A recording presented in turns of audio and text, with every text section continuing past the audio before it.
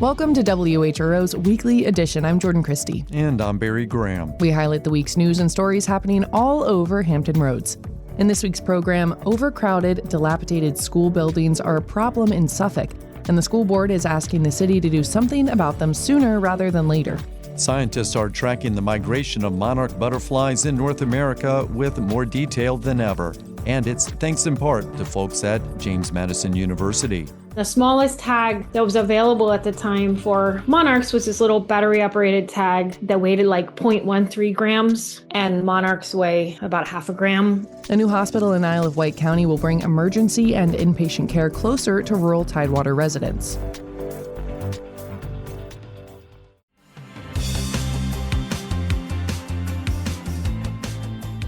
It's WHRO's Weekly Edition.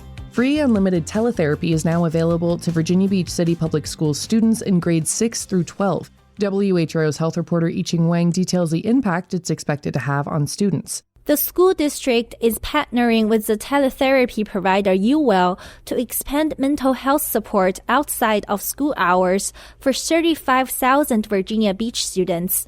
Robert Jamison is the Executive Director of Student Support Service at VBCPS. He says the goal is to reach students who may not walk into a counselor's office or who need help at night during weekend and school breaks. So the goal, again, is to make it more accessible and to help fill in any gap, or at least a gap that does exist when it comes to access to service. The $250,000 state-funded program allows students to choose from therapists who match their needs, such as those who understand military families or speak languages other than English. Yiqing Wang, WHRO News. Virginia Beach City Public Schools is a member of HREDA, which holds WHRO's license. Hampton Roads Housing Crisis Hotline received more than 77,000 calls this year.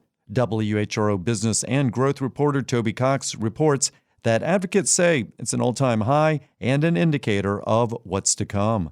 Good morning. Thank you for calling the Regional Housing Crisis Hotline. What can we help? That's Shirley Brackett, the director of the hotline. Within hours of opening Monday morning, case managers had already answered nearly 150 calls. Brackett expects hundreds more to pour in from people seeking rent assistance. They're trying to stay above water, but eventually that snowball is too big and it just runs them over. Once someone is late on rent, late fees start piling up, and people often have to choose between paying them or paying for utilities, healthcare, or food. Brackett says illness, a sick child, or a flat tire can make already tight budgets tighter. She says they're bracing for even more calls in 2026 as SNAP benefits dwindle and healthcare costs rise. Toby Cox, WHRO News. Aging and overcrowded school buildings are becoming more and more of a problem in Suffolk. That's something the Suffolk School Board wants to do something about. WHRO's Nick McNamara reports the board wants the city to speed up the building's replacement and expansion. In the next 10 years, the city plans to invest $500 million to replace several schools and add on to others such as Nansemond River High. Design work there is proposed to start in 2029, but School Board Chair Heather Howell doesn't think there's time to spare as the school's at 118% capacity. This is a problem today, but it'll be a crisis in a couple of years. Suffolk city leaders, however, say funding to accelerate school projects is limited, as they're also upgrading major roads to keep up with their growing population.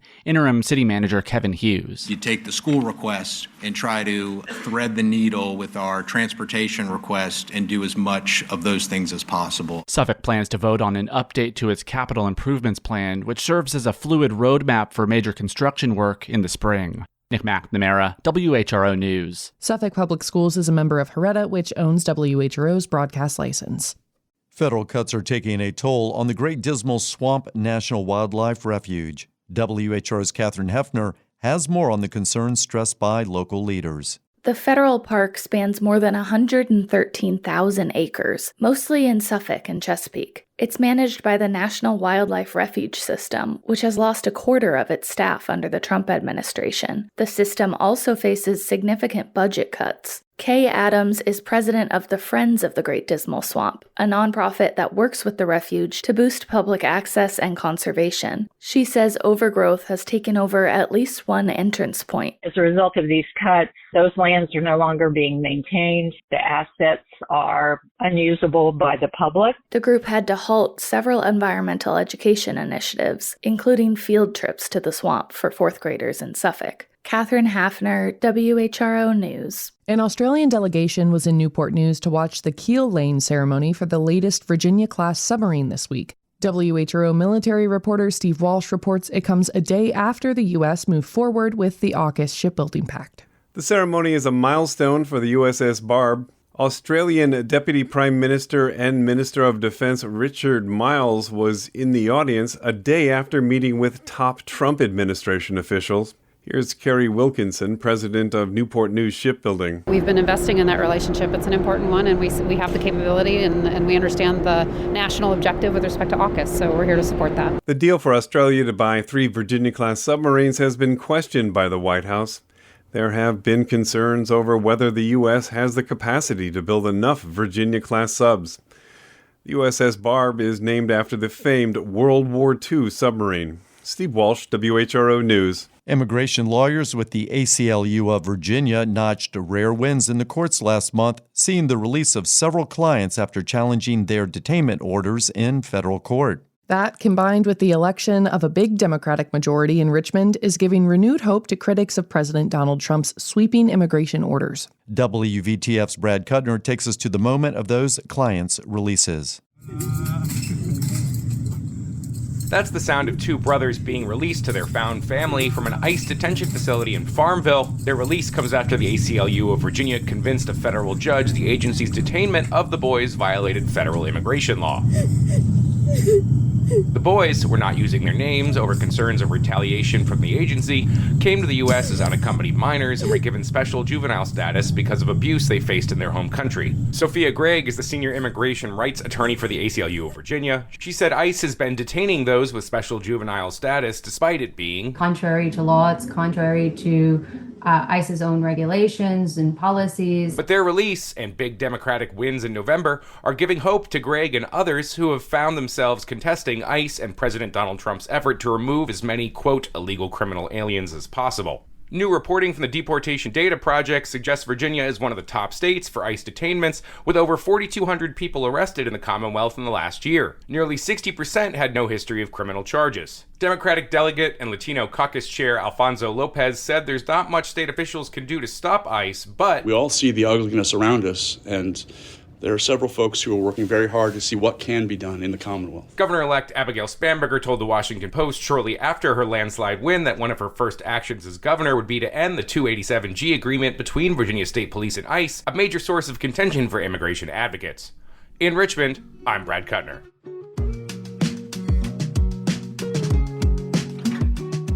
Still ahead on Weekly Edition, if Hampton Roads wants international direct flights, they're going to need to prove it. How?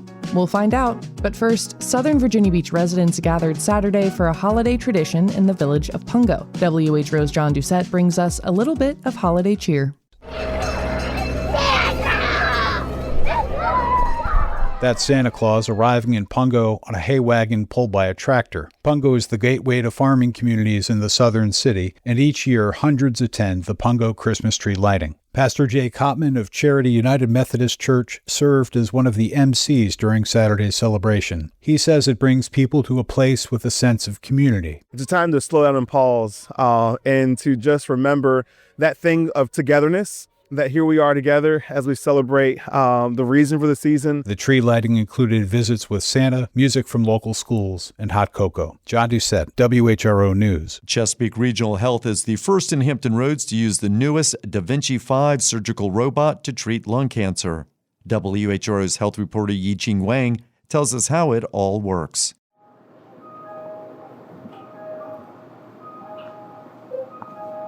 The new robotic platform allows surgeons to operate through tiny ports while sitting at a console that controls the machine's arms and camera inside the patient's chest.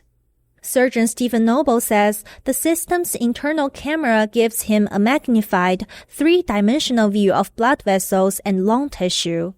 That makes complex procedures possible through much smaller incisions. The hope is that we can really extend this platform, this treatment, this innovation to individuals in remote and rural areas. The new Da Vinci 5 has force feedback. It lets surgeons feel resistance as they touch tissue, something earlier robots couldn't do. Nobel says the new robotically assisted procedures reduce recoveries from weeks to days. Yiqing Wang, WHO News. Scientists are tracking the migration of monarch butterflies across North America in more detail than ever. And as WHO's Catherine Hafner reports, James Madison University has played a big role. Project Monarch is a massive collaboration that followed more than 400 butterflies from Canada to Mexico this fall. JMU professor Lee Brown got involved because she was already studying how heavier trackers could affect the monarch's ability to fly. The smallest tag that was available at the time for monarchs was this little battery-operated tag that weighed like 0.13 grams, and monarchs weigh about half a gram on average. Her team helped develop the new method, using eyelash glue to attach tiny solar-powered devices onto the butterflies. They then ping through a network of radio towers. 20 monarchs were tagged in Harrisonburg and a few more in Hampton Roads. Brown says learning where they go could help guide officials to protect those areas. Catherine Hafner, WHRO News. A Navy investigation released last week says crews could have largely prevented 4 accidents involving the USS Truman Strike Group during its time in the Red Sea earlier this year. WHRO military reporter Steve Walsh details how senior staff were to blame. The USS Truman was to blame for the collision with a freighter in February that risked the lives of more than 100 sailors. Vice Chief of Naval Operations Admiral Jim Kilby faulted the senior staff on duty. The collision was avoidable as carrier's bridge team did not take proper action to avoid the collision. The carrier also lost 2 more fighters in separate accidents. According to the reports, a pilot was forced to eject when the Norfolk-based USS Gettysburg fired on the plane last December in the Red Sea. Another missile almost hit a second fighter. The ship nearly fired on a third fighter. The Navy blamed fatigue, poor communication, and equipment failure, and says changes have been made to training. Steve Walsh, WHRO News. A new national survey from West Health and Gallup ranks Virginia among the top states for healthcare performance. But as WHRO's health reporter Yiqing Wang reports, even the best-rated states are barely earning a passing grade. Strong hospital systems, Medicaid expansion, and investment in primary care helped Virginia place 5th in the country for overall healthcare performance. But the survey shows cost remains a weak point.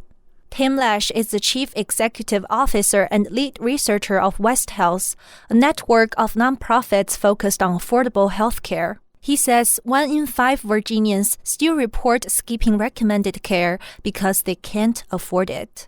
That's unacceptable, and it tells us that we need to work together to have the reform systemically across healthcare that can address what is an unbearable situation, I think, for families and communities. Virginia earned a D+ in affordability, one of its lowest scores. No state scored higher than a C+ on overall healthcare performance. Yiqing Wang, WHRO News. Virginia's Cannabis Control Authority recently announced a new accredited physician training program for providers who want to better advise their patients on the safe use of cannabis-related products. But how are those products made? WMRA's Sarah Prince toured a state-regulated dispensary to find out and filed this report. So just heel in first, then pull back really fast. That's Trent Wolovac, CEO of Jushi Holdings, which owns and operates several Virginia dispensaries. This one in Manassas is currently one of only 2 closest to the WMRA listening region. Trent is walking me through the cultivation corridor, which is the hallway at the heart of the operation. Each room shows a stage in the plant's 4 to 5 month life cycle. And so we start with what are called mothers. We'll take clone, we'll propagate all those clones. That allows us to have what's called a perpetual harvest. Plants bask in warm, light-filled rooms with hundreds of fans providing ventilation. We don't want hot spots in the room. That leads to yeast, mold, mildew. We don't want any of that. So these are getting 18 hours of light, 6 off. Next up is the vegetation room, where the focus is on developing the trichomes, which house the feel-good medicinals of the plant, the cannabinoids and terpenes. Terpenes are very, very, very finicky. They're not stable like cannabinoids. And so like anything goes wrong, those are like the first thing to go. After about 3 to 4 weeks in there, we'll move to what's called a flowering room. The flowering room is cooler and less humid, with rows of plants lit from floor to near ceiling 12 hours a day for 2 months, which encourages the plant to start producing the flower with consistent results. And good luck trying to do that outdoor. It ain't ever raining in here. It ain't ever windy in here. Like if we have stress, it changes body us. chemistry and inflammation. Absolutely. And so it's why we're such believers in indoor cultivation. As maturity nears, the trichomes start to show color. That's when they're flushed with water. Ironically, that's when they're cut down and moved into the drying and curing room. And is the temperature usually this cold? Yes. We want minimal degradation of the terpenes and the cannabinoids. Drying and curing preserves the plant's terpenes, those lemony, orangey, piney aromas responsible for anti-inflammatory effects, pain relief, and enhanced chemotherapy benefits. The plants are auto-cured for about a week inside industrial-sized vaults with heavy locked doors and temperature and humidity monitors that track conditions inside. We got to make sure all that moisture gets burped, is what we call it, out of the room correctly. So you don't do it too fast or do it too slow. The plants are hung upside down and then placed in bins. Leaving moisture in can lead to mold growth, making the cannabis less medicinally useful. Next comes extraction and refinement to separate cannabinoids and terpenes from the plant. One technique is hydrocarbon extraction, where the buds are washed with a solvent that pulls out the plant's active compounds, turns them into an oil, which is then gently heated into a gas. We will take the gas that are in those canisters, put so much pressure and heat that it will liquefy, and we will end up with what's called a slurry. That slurry then has to be refined to get out all the cannabinoids. Yeah, this looks like a Thomas Edison experiment, doesn't it? Yeah, exactly. Solventless methods are also used. The rest is just cooked, baked, and batched in the kitchen, which is more like a massive room with about 20 work tables, overhead fans, and stainless steel refrigerators, piping, and industrial-scale containers. So we do vape pens here.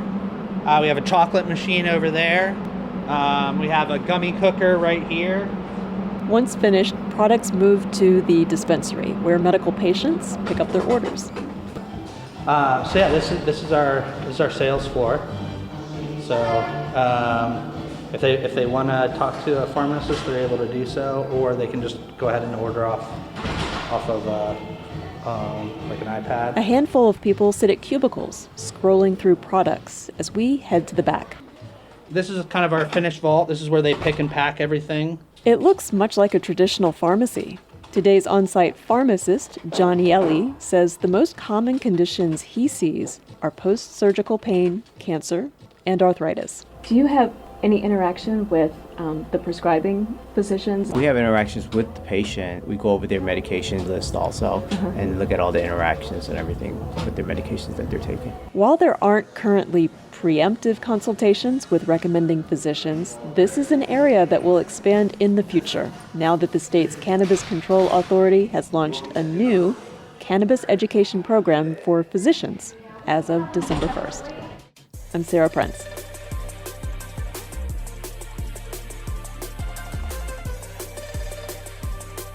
A new hospital is set to open in Isle of Wight County. WHRO's health reporter Yi-Ching Wang reports it will bring emergency and inpatient care much closer to the rural residents of Western Tidewater.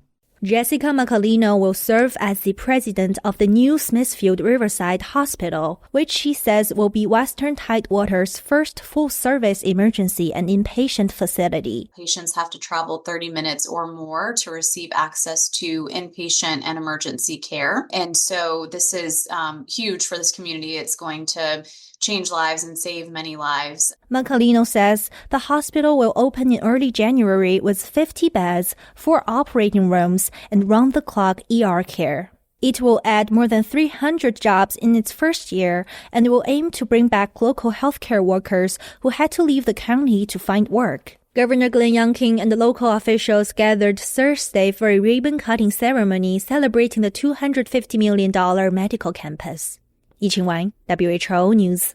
A new nonstop flight will be available for JetBlue passengers soon. WHO's Toby Cox says the airline will offer routes between Norfolk and Puerto Rico in 2026. Hampton Roads residents will be able to catch a flight to San Juan in Puerto Rico from Norfolk International Airport starting March 27th. Flights will run Mondays, Wednesdays, Fridays, and Sundays, leaving Norfolk at 9 a.m. and returning around 5:20 p.m. Chris Jones with the airport says Norfolk International has seen record passengers for 3 consecutive years, and 2025 is on pace to be the busiest year ever. Success begets other successes. They've seen the growth that has been happening. That's caught their attention. That's led to more nonstop flights. And then those nonstop flights, in turn, typically lead to more people being willing to travel. Tickets to San Juan are now on sale. Toby Cox, WHRO News. If Hampton Roads wants direct flights across the pond, local economists say the region needs to prove it.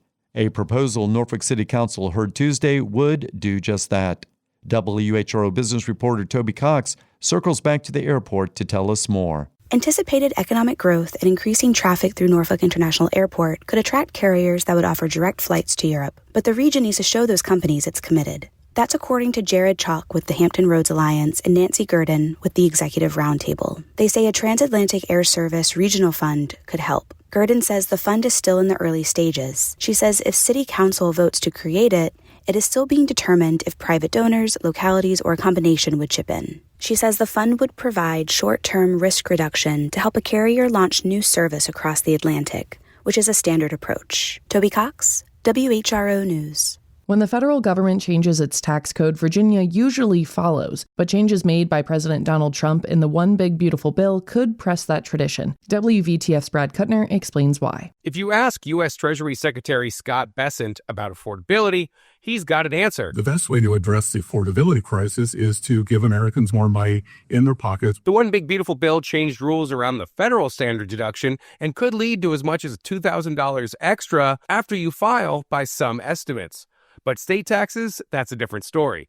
Delegate Vivian Watts, chair of the House Finance Committee, said while conforming Virginia's rules to the new federal standards may make taxes easier, some proposed cuts could cost the state billions. Among cuts Watts thinks won't expand the state, a retroactive rebate for corporate research that could cost Virginia $800 million over the next 3 years. They've already done the research. They don't need the incentives. It's just money given to these particular corporations. Stephen Hayners with the conservative Thomas Jefferson Institute. He wasn't surprised to hear Watts' hesitation on some business cuts, but he noted some of the personal tax breaks could be politically complicated. New breaks like no tax on tips or overtime could cost Virginia almost $900 million in lost state revenue, but failing to conform could burn voters who could collect those funds. There are a lot of folks out there who will be upset when they find out that they can, they have a deduction on their federal taxes for their tips, but they have to pay tax to the state on their tips. Outgoing Governor Glenn Youngkin will get the first crack at the 2026 budget set for release next week. In Richmond, I'm Brad Kuttner. You've been listening to WHRO's Weekly Edition. We had help today from WHRO's Yi-Ching Wang, Toby Cox, Catherine Hefner, Steve Walsh, Nick McNamara, and John Doucette. WVTF's Brad Kuttner and WMRA's Sarah Prince. Also Connor Worley, who produced today's show. A reminder that you can always catch full episodes on the Weekly Edition podcast feed. You can get your news updates at WHRO.org and the WHRO Reports podcast feed. For all of us at WHRO and WHRV, I'm Barry Graham. And I'm Jordan Christie. Have a great weekend.